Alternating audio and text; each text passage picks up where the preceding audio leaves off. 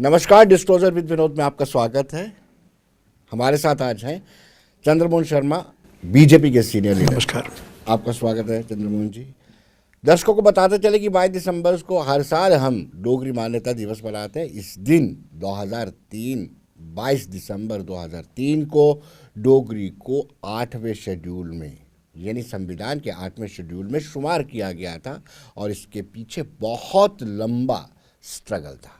लेकिन इत्तेफाक देखिए, आखिरी एनडीए की सत्र आखिरी एनडीए का सत्र था और उसके बाद एनडीए की सरकार चलेगी और आखिरी सत्र के आखिरी दिनों में 22 दिसंबर को डोगरी को 8 शेड्यूल में शामिल किया गया और इसमें चंद्रमोहन शर्मा की भी एक अहम भूमिका है। लेकिन शुरुआत से मैं चंद्रमोहन से ये जानना चाहूँगा कि स्वर्गीय अटल बिहारी वाजपेयी का इसमें कितना बड़ा रोल था?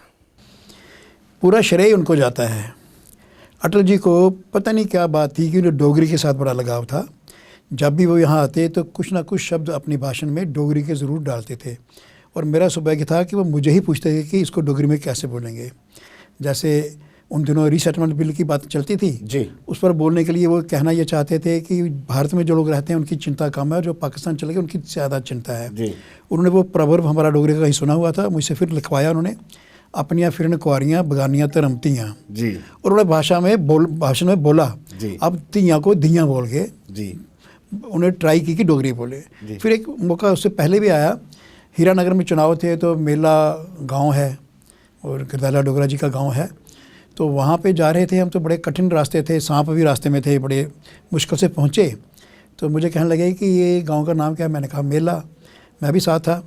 तो ये पूछते पूछते फिर डोगरी में जमेले को क्या कहते हैं, जमेला ही कहते हैं। खैर वहाँ जाते उन्होंने बोला मंच पे कि गांव का नाम मेला, इतने पुजना बड़ा चमेला। क्या बात। तो he try to speak in Dogri. अब वो डोगरी भाषी तो नहीं थे और सौभाग्य से हर बार मुझे पूछते थे कि इसको डोगरी में कैसे लिखना है या कैसे बोलना है। तो मुझे लगा डोगरी से उनका लगाव था। उन्होंने एक कविता भी अपनी किताब में लिखी है, जम्मू की पुकार, जिसका मैंने अनुवाद किया है जम्मू दी पुकार। तो जम्मू की बात, डोगरी की बात अटल जी के मन के बीच थी हमेशा जी। तो इसलिए मुझे लगा कि सारा श्रेय उनको जाता है। बाकियों ने भी साथ दिया है, एजुटेशन भी हुई है जी। लेकिन बीच में कहते हैं कि एक ऐसा लम्हा आया कि एजेंडा सर्कुलेट होता है, एजेंडे में डोगरी का नाम नहीं होता है, रीसर्कुलेट किया जाता है। जी विनोद जी, दिल की धड़कनें बढ़ गई थी। जो हाँ। लोग जद्दोजहद कर रहे थे और लगातार ये उम्मीद में थे कि इस सत्र में 22 तारीख को एजेंडे में होगा और डोगरी को 8 शेड्यूल में शुमार किया जाएगा। विनोद जी बिल्कुल ठीक कह रहे हैं आप। ये जैसे ना बाल बाल बचने वाली बात है, ये हाथ से निकलते निकलते बच गया और इसका श्रेय चमनलाल गुप्ता जी को ज़्यादा जाता है। जी। यहाँ हमने संघर्ष किया था डोगरी को 8वें शेड्यूल में लाने के लिए। हर तीसरे दिन हम दूरदर्शन के बाहर धरने देते थे, कभी मुबारक मंडी में धरना देते थे, डिवकाम के ऑफिस से बाहर। यहाँ की सरकार जो थे, कश्मीर के नेता भी इस बात को सपोर्ट कर रहे थे कि डोगरी 8 शेड्यूल में आनी चाहिए। तो यहाँ तो कोई प्रॉब्लम नहीं थी। प्रॉब्लम जो थी वो दिल्ली ने करना था।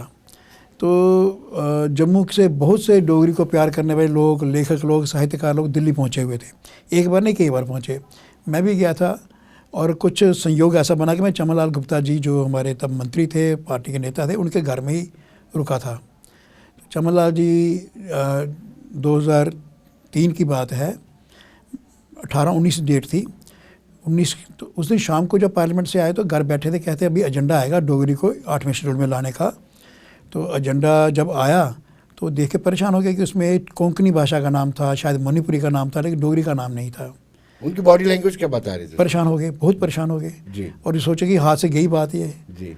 कुछ कई बार ऐसा हो जाता है कि कोई भी कहीं भी कोई शब्द जो है वो मंत्र की तरह काम कर जाता है। मैंने कहा चमनलाल जी बैठना नहीं है, यही एक अवसर है, अगर अभी हम हिट कर लें तो शायद गोल हो जाए। कहते कैसे होगा, एजेंडा आ गया। मैंने कहा फिर भी प्रयास करते हैं।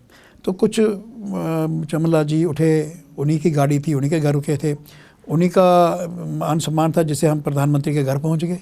दोनों अटल बिहारी वाजपेयी जी के घर पहुंचे। उनको जब बात कही तो वही कहने लगा एजेंडा मैंने देखा है, डोगरी क्यों नहीं आई। जी।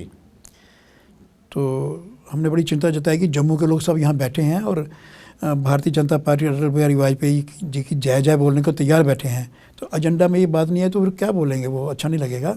आपका शब्द है, आपका वचन है, उसके ऊपर बात होनी चाहिए, निभना चाहिए। उन्होंने कहा एक बार अडवाणी जी से भी आप मिल लीजिए, मैं भी बात करता हूँ। वहाँ से निकले हम अडवाणी जी के पास गए। अब वो भी चिंता में थे कि ये क्यों हो गया, कैसे हो गया।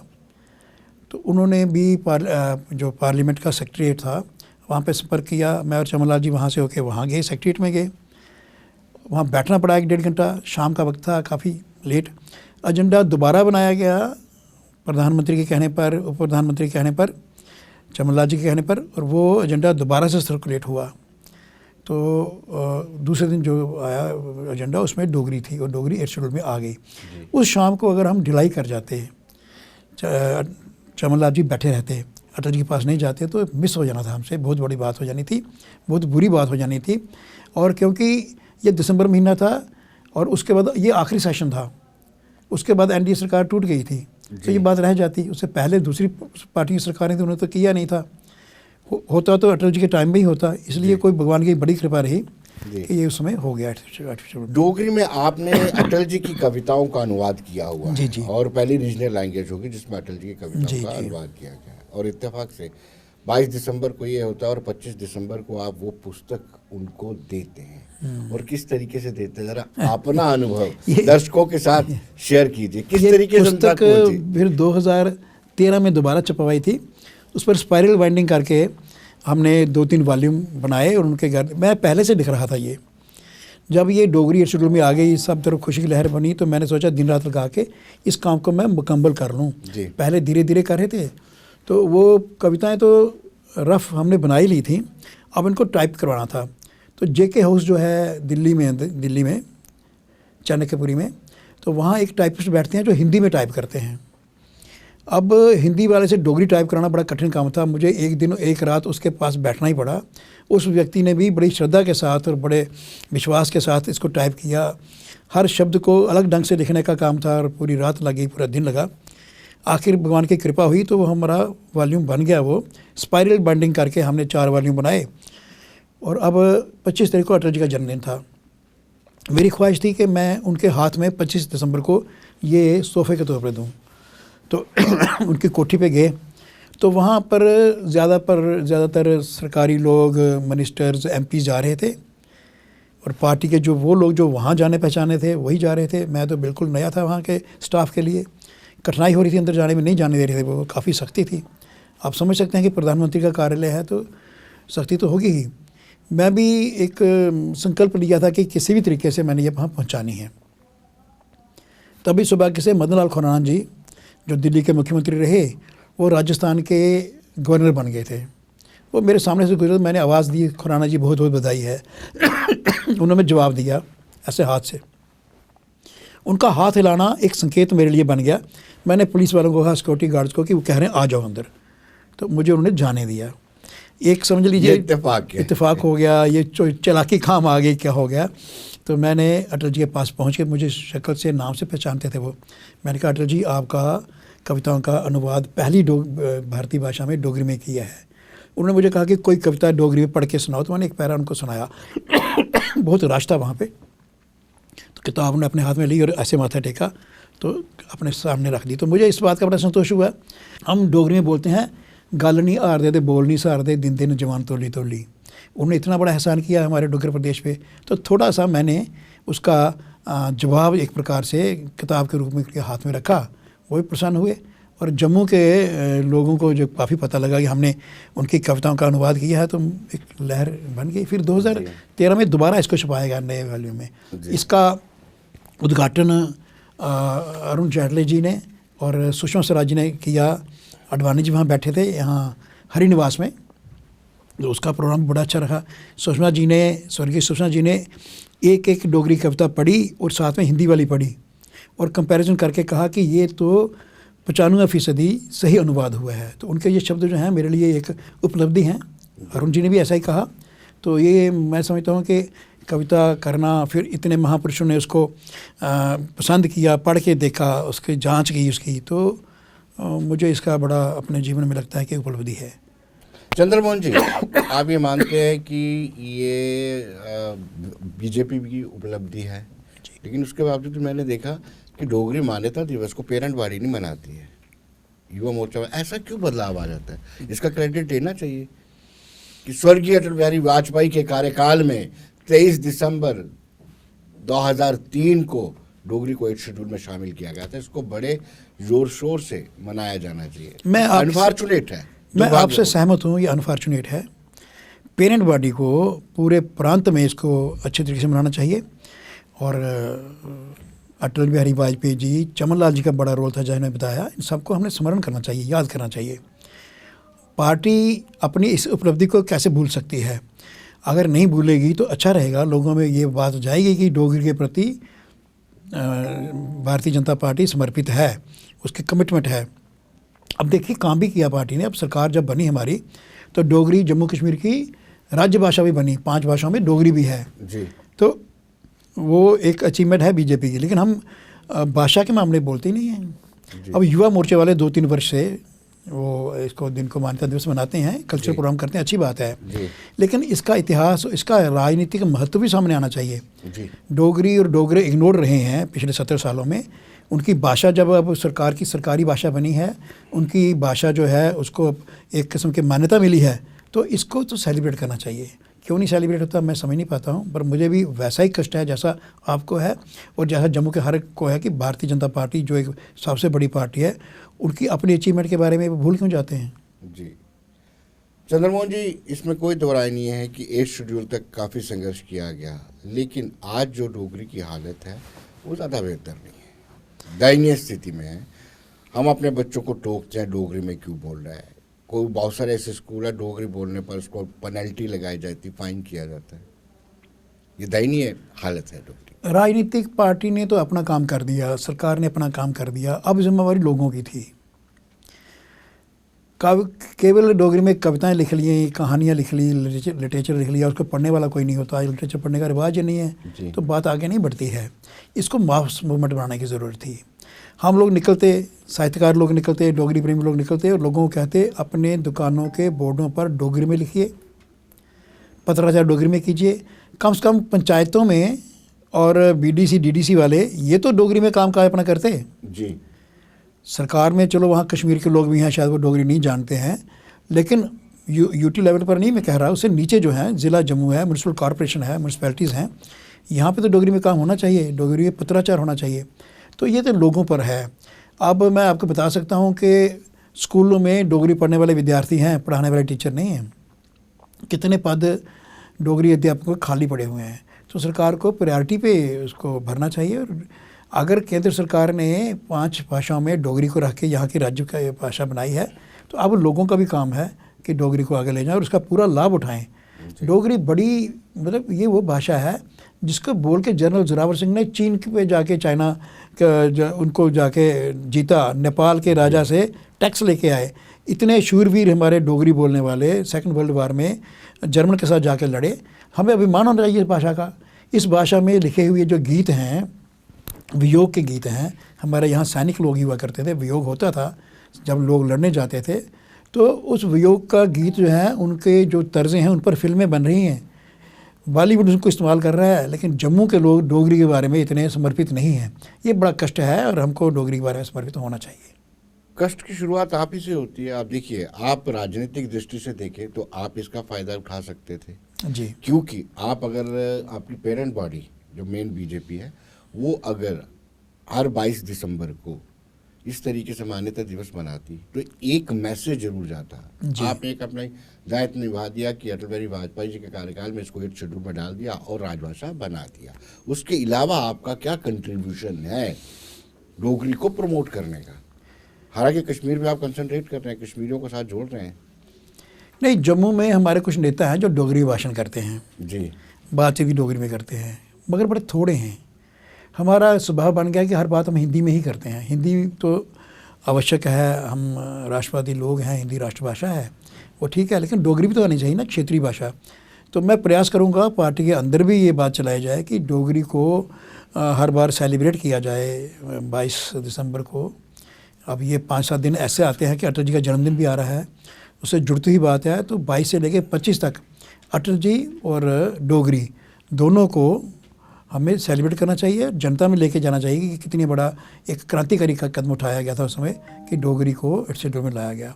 ये पहाड़ी एरिया है सारे का सारा, यहाँ दूरदर्शन भी लेट पहुँचा है और रेडियो भी अभी उसके सिग्नल जाने लगे हैं।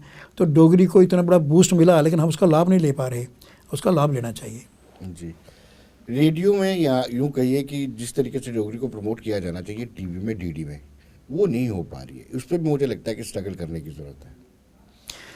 पहले आपको स्मरण होगा कि जम्मू को बोला था रेडियो कश्मीर जम्मू, अब बोला जाता है आकाशवाणी जम्मू। वहाँ आम भाषा जो थी, डोगरी प्रोग्राम तो आते थे, लेकिन एंकर्स दूसरी भाषा में डोगरी के प्रोग्राम की अनाउंसमेंट करते थे। आजकल डोगरी में हो रही है अनाउंसमेंट। लेकिन जम्मू दूरदर्शन को जिस तरीके से बंद किया गया, मैं आपके माध्यम से दर्शकों को बताना चाहता हूँ कि प्रमोद महाजन जी ने पार्लियामेंट में बोला हुआ है कि जम्मू दूरदर्शन फुल फ्लैज दूरदर्शन केंद्र है। जब PDF नहीं है, इसको धीरे धीरे फुल फ्लैज दूरदर्शन बनाना है। उसके पीछे वजह ये थी कि जो POK का इलाका पाकिस्तान चला गया, वो सारा इलाका नॉन कश्मीरी स्पीकिंग है, डोगरी बोलने वाले लोग ज़्यादा हैं उसमें।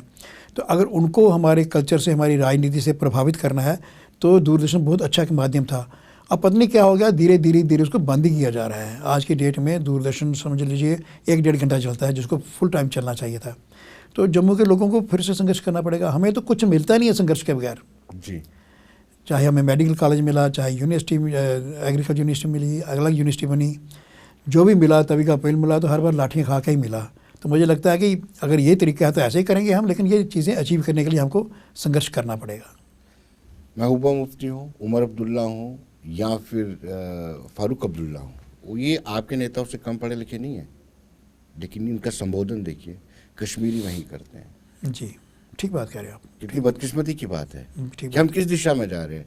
क्या हम अपने आकाओं को खुश करने के लिए शुद्ध हिंदी बोलते हैं? डोगरी इलाके में भी इतने मुश्किल शब्दावली का इस्तेमाल किया जाता है कि शायद जो डोगरे हैं उनको भी वो समझ नहीं आती होगी वो वाली हिंदी। नहीं, कठिन हिंदी नहीं बोलनी चाहिए। तो मैं सोचता हूँ जहाँ डोगरी नहीं समझने वाले लोग भी बैठे हैं तो चलो आप कभी हिंदी बोलें, पर जहाँ सब लोग डोगरे बैठे हैं जी, तो हमको नेता जो होता है वो आदर्श होता है लोगों का, जो नेता करेगा। हमारे अशोक खुजरिया जी के घर में जो शादियाँ होती थी, डोगरी में कार्ड छपता था, बड़ा अच्छा। मैं भी डोगरी में घर के कार्ड डोगरी में छापता हूँ। तो आदर्श तो हमको स्थापित करना पड़ेगा ना। हम डोगरी में बात करें, डोगरी में लिखें, तो फिर ही समझ लीजिए हम लोगों को भी कहने के काबिल हो सकेंगे जी। तो ऐसा कर रहे हैं, आगे भी लोग करेंगे। लेकिन लोग क्यों ऐसा इसको लेते हैं कि अपने बच्चों को डोगरी बोलने नहीं देते हैं, मना करते हैं और कहते हैं कि आप इंग्लिश बोलिए? ऐसा क्यों स्टिग्मा बना दिया डोगरी को लेकर के? ये मुझे लगता है कि पूरे उत्तर भारत में ही ऐसा है। साउथ वाले लोग जो हैं अपनी भाषा पर अभिमान करते हैं, अपनी ड्रेस पे अभिमान करते हैं। हमारे पंजाब में, जम्मू में, दिल्ली में सबसे पहले मम्मी डैडी कहने का रिवाज जो चला तो इस एरिया में चला। अंग्रेज़ी अपनी भाषा में घुसाई तो हमने घुसाई। और ये कोई हमारा इन्फीरियरिटी कम्प्लेक्स है क्या है कि हम आत्मसम्मान नहीं है हम पर अपनी भाषा का? लेकिन कुछ अच्छी फैमिलीज़ हैं जो जिनके रिश्तेदार यहाँ हैं, विदेश में भी हैं, तो वो तो डोगरी बोलते हैं, पर बड़े कम लोग हैं ऐसे, बड़े अभिमान से डोगरी बोलते हैं। खास करके हमारे सैनिक परिवारों के डोगरी बोलने का अच्छा रिवाज है जी। लेकिन आम लोग नहीं डोगरी बोल रहे। तो दुख की बात है। डोगरी पे आना चाहिए, डोगरी बोलनी चाहिए। डोगरी संस्थाओं का गठन किया गया, कभी गोष्ठियाँ होती हैं, किताबें लिखी जाती हैं, क्या ये एक तरीका है जिससे डोगरी को प्रमोट किया जाए? नहीं, ये तरीका नहीं है जी। ये तरीका नहीं है। ये तो साहित्य लिखा जा रहा है और साहित्य में रुचि रखने वाले लोग पढ़ते हैं। आप देख रहे हैं आजकल साहित्य नहीं पढ़ते लोग, ऑडियो बुक का रिवाज चल पड़ा, सुनते हैं जी। तो पढ़ने का समय, अब वक्त बदल गया। लेकिन डोगरी की मूवमेंट बनानी पड़ेगी। घरों के अंदर, दुकानों के ऊपर, सब जगह जाके लोगों को कहा जाए डोगरी में लिखे। जिसके घर शादी हो, 4 आदमी चले जाए मोहल्ले के, जी आप अपना निमंत्रण पत्र डोगरी में लिखिए। जी। तो फिर धीरे धीरे ये मूवमेंट, पब्लिक मूवमेंट बनेगी तो फिर डोगरी जिंदा रहेगी। फिर साहित्यकार भी बहुत निकलेंगे। जी। ठीक है ना। तो खाली साहित्य तक सीमित रखेंगे, किताबों तक सीमित रखेंगे तो डोगरी आम भाषा नहीं बन सकेगी। डोगरी को ज़िंदा रखने के लिए उसको आम लोगों की भाषा बनाना बड़ा आवश्यक है। ये डोगरी के खुद को बड़े नेता मानने वाले किताबें लिखते हैं, पुरस्कार लेते हैं, लेकिन वो किताबें पढ़ता कौन है इस पर कोई ध्यान नहीं देता है। और कितनी छपती, कितनी प्रकाशित होती है, उनको उसकी चिंता नहीं है। उनको अपना रिकॉर्ड बनाना है कि इतनी ज़्यादा किताबें हमने लिख दी। ढेर लगा हुआ है किताबों का लाइब्रेरी में, लेकिन पढ़ने वाला कोई नहीं है जी। तो समय इतना तेज़ी से भाग रहा है, लोगों के पास समय भी नहीं है। अब जो दूसरे माध्यम हैं, ऑडियो बुक, वीडियोज़, अब उनको भी अडॉप्ट करना चाहिए डोगरी के प्रचार के लिए। जी। तो मुझे लगता है धीरे धीरे उस तरफ भी हम आएंगे। देखिए, डोगरी के माध्यम से जिन्होंने सरकारी सम्मान पाया, एटलीस्ट उनको भी डोगरी के लिए कुछ कंट्रीब्यूट करना पड़ेगा। बिल्कुल करना बड़ी बड़ी किताबें और पोथियां लिख करके आप किसी लाइब्रेरी में डाल देंगे, उससे डोगरी प्रमोट नहीं होगी जब तक आप लोगों के परिवारों के बीच में जाकर के डोगरी कितनी महत्वपूर्ण है और उसकी कितनी ज़रूरत है इस पर अमल नहीं करेंगे। जैसे आप देखेंगे कि फ़ारसी अरबी हमारे स्कूल में नहीं पढ़ाई जाती जी, परिवार के लोग ट्यूशन लगा के बच्चों को सिखाते हैं।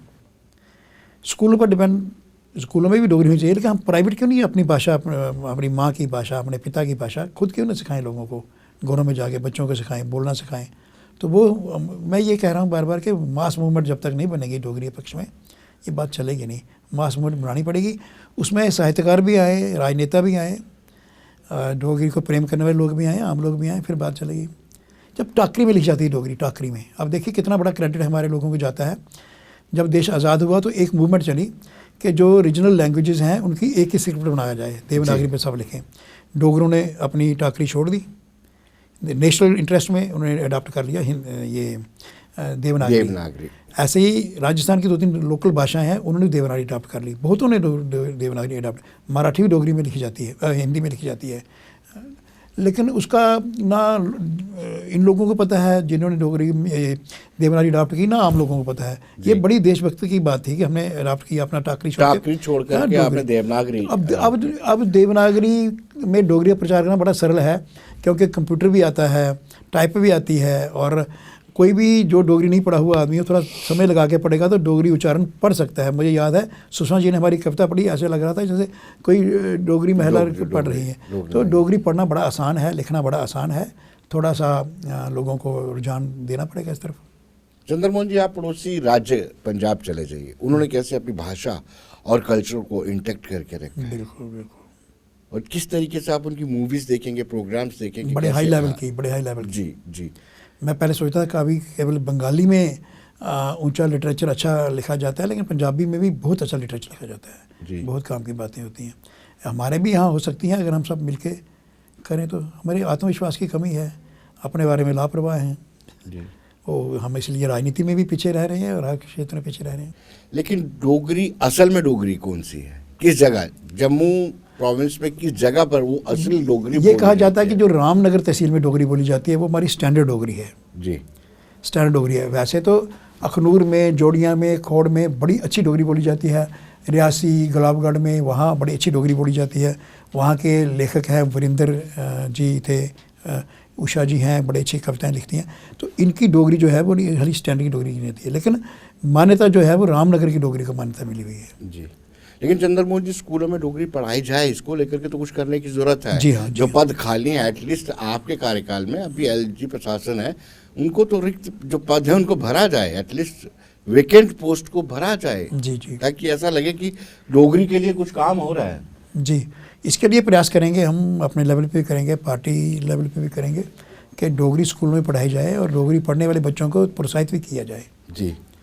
4 स्कूलों में किसी एक में डोगरी होती है, वो बच्चे के घर के पास वो स्कूल नहीं होता, तो ये हर स्कूल में डोगरी पढ़े लिखे लोग बहुत अवेलेबल है। PhD के लोग घरों में बैठे हुए हैं, उनको जॉब नहीं मिलता, तो ये प्रयास किया जाए कि उनको टीचिंग में, डोगरी टीचिंग में इन्वॉल्व किया जाए जी। जब तक स्कूलों में डोगरी पढ़ाई नहीं जाएगी, यूनिवर्सिटी में आप MPhil PhD करवा लीजिए, उस बच्चे का क्या भविष्य हो PhD करके जब पढ़ा ही नहीं सकते किसी को। आपकी बात सही है जी। डोगरी जो एकेडमिक करिकुलम है उसमें डोगरी आनी चाहिए, लेकिन घरों की भाषा में भी डोगरी आनी चाहिए, फिर डोगरी के प्रति रुचि बनी रहेगी जी। हमारे बच्चे जम्मू से बाहर हैं, देश से बाहर हैं, वो वहाँ से डोगरी में बात करते हैं जी। ऐसे बहुत से लोग हैं, तो थोड़ा सा वातावरण बनेगा तो लोग डोगरी बोलना शुरू हो जाएंगे जी।